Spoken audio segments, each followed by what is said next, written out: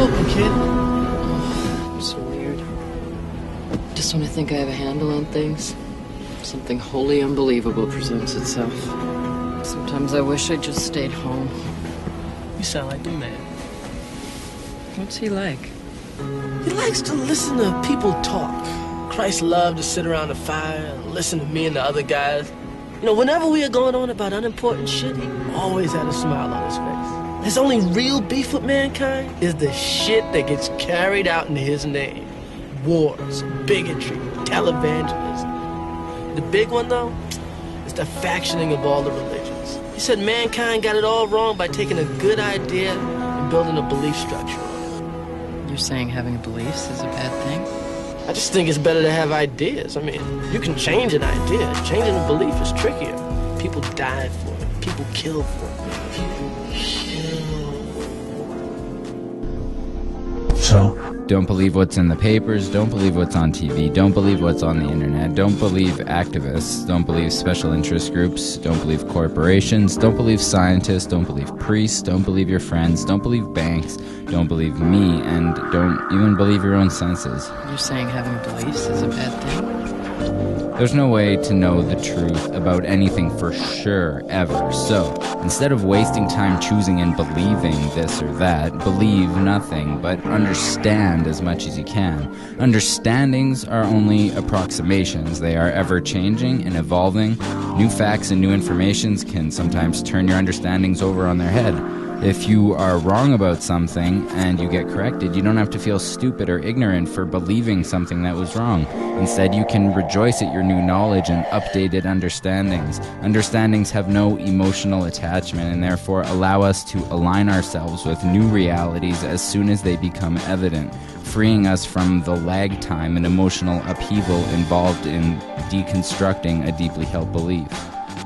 To say that we understand something is likely true rather than saying we believe it places us into a new paradigm where the false dichotomy of true and not true is not recognized, because the real essence of what I'm promoting here is the removal of absolutist thinking, the end of black and white, of good and evil, of true and false. These ideas are useful sometimes for discussion, but ultimately lead to confusion because they don't have any real life substance.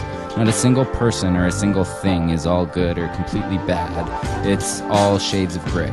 So when presented with an idea, the question is not, is this idea true? It's, how much information do we have to support this idea right now? The more information we have, the more confident we can be that this idea is true.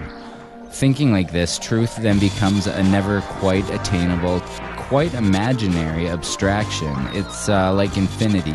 You can keep counting and you'll keep getting further ahead, but you'll never reach infinity. The best thing that we can do is continuously approximate the truth with ever-growing certainty, but realizing that certainty in and of itself is also an unobtainable abstraction.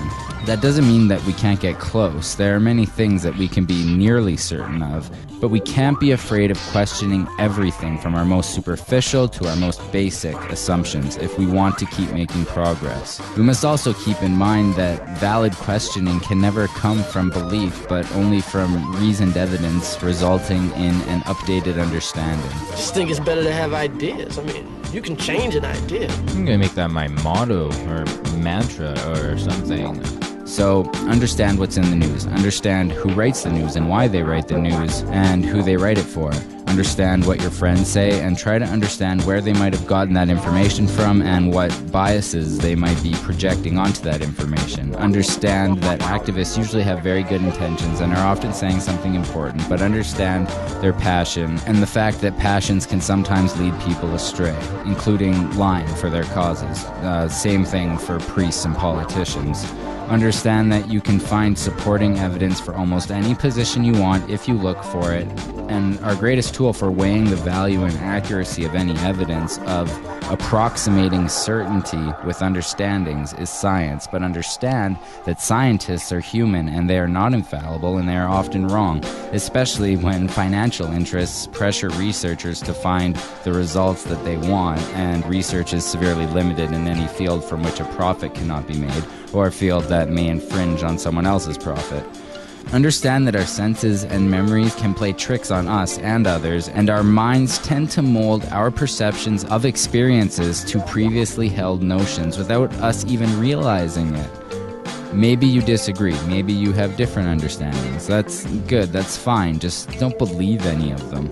But some wonder that without belief, can these changing understandings be good enough to direct us in our behavior?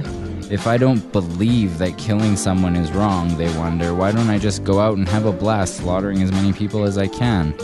Well, it's because I value human life, and this is a value I've cultivated based on the understanding that I am a human life, and I understand and see and feel the beauty of other human lives. I see myself in them, and to do them harm is to harm myself, is to harm everyone. No need to believe anything to see that. At least that's how I understand it. I also understand that the less harm there is going around, the better off we'll all be. So yeah, I think understandings can actually offer a much more concrete direction for our species, because as with any new frontier, you must draw the map as you discover the landscape. Only a fool believes that he knows what is past the next mountain before he's crossed it. Another thing that I have come to understand is, if it's true that we're all from the center of a star, every atom in each of us from the center of a star, then we're all the same thing. Even a Coke machine or a cigarette butt in the street in Buffalo is made out of atoms that came from a star. They've all been recycled thousands of times, as have you and I. And therefore, it's only me out there. So what is there to be afraid of? What is there that needs solace-seeking? Nothing. There's nothing to be afraid of because it's all us. The trouble is we have been separated by being born and given a name and an identity and being individuated. We've been separated from the oneness, and that's what religion exploits, that people have this yearning to be part of the overall one again. So they exploit that. They call it God. They say he has rules. And I think it's cruel. I think you can do it absent religion. Shouldn't we consider in every nation major changes in the traditional ways of doing things, a fundamental restructuring of economic, political, social, and religious institutions? We've reached a point where there can be no more special interests or special cases. Fundamental changes in society are sometimes labeled impractical or contrary to human nature, as if nuclear war were practical, or as if there were only one human nature. But fundamental changes can clearly be made. We're surrounded by them. The old appeals to racial, sexual, and religious chauvinism and to rabid nationalist fervor are beginning not to work. A new consciousness is developing which sees the earth as a single organism and recognizes that an organism at war with itself is doomed. We are one planet. One of the great revelations of the age of space exploration is the image of the Earth, finite and lonely, somehow vulnerable, bearing the entire human species through the oceans of space and time.